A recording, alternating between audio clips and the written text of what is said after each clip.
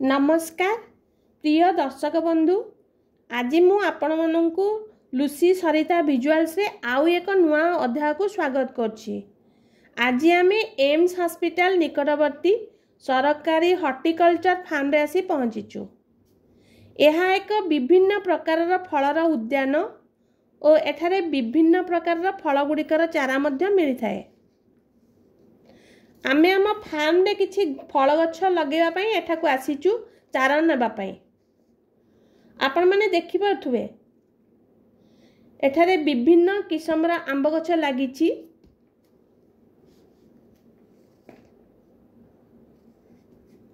आउ सबु गछरे आंब भरपूर भाव में फलिछि।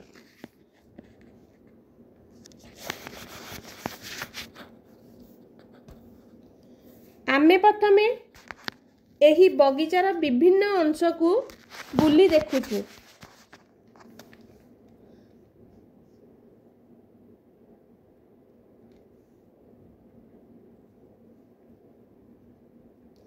आंब गछर मध्यवर्ती स्थान रे एठारे सपुरी चाष करा जायछि।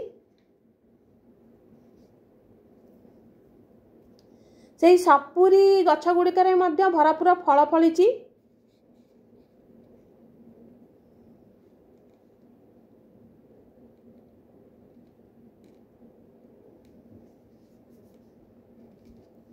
देखंतु कि सुंदर आंब फलिछि। एठी देखंतु विभिन्न प्रकार आंब जथा दशेरी, बेगनपल्ली, आम्रपल्ली, सुंदरी, नीलम, आखुरस आंब गछ सब लागिछि।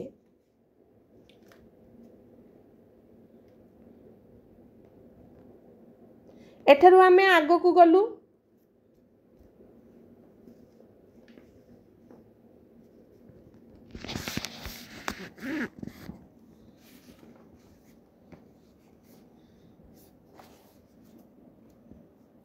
केते सुंदर भाबरे आंब सब फलिछि।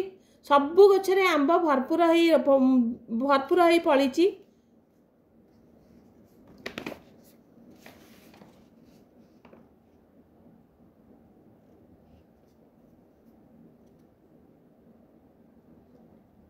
आमे आगो को माड़ी चलचु।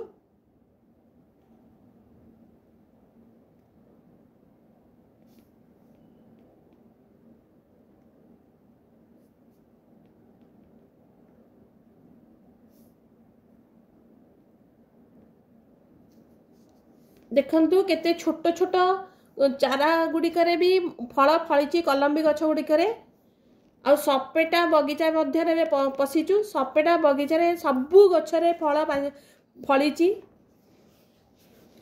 आपण माने देखि परथुवे केते सपेटा फल फलिछि। छोट छोट कलम्बी गछरे मध्य आंब और सपेटा फलिछि।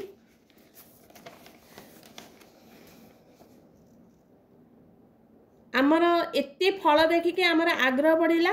आमे सेते पई पचारि बुझिलु जे प्रत्येक कलम्बी आंब गछर चारार मूल्य होची 60 टंका। सबु किस्मर कलम्बी चारा एठारे अवेलेबल थाए और यह सकाळ 10टा रु संध्या 5टा भितर आसी एठारे आवश्यक मुताबक कलम्बी फल गछ नै परिबे। सरकारक तरफरु ए भलिया सुविधा सबु फल चाषी माननकु उपलब्धि अछि। आपण माने एही फल फैसिलिटी सुविधा नियंतु और निज बगीचा रे फल गछ लगांतु। आपण माननकु एही वीडियोटी भलो लागिथियो आपण माने एहाकु लाइक शेयर और सब्सक्राइब करंतु। धन्यवाद। Thank you. जय जगन्नाथ।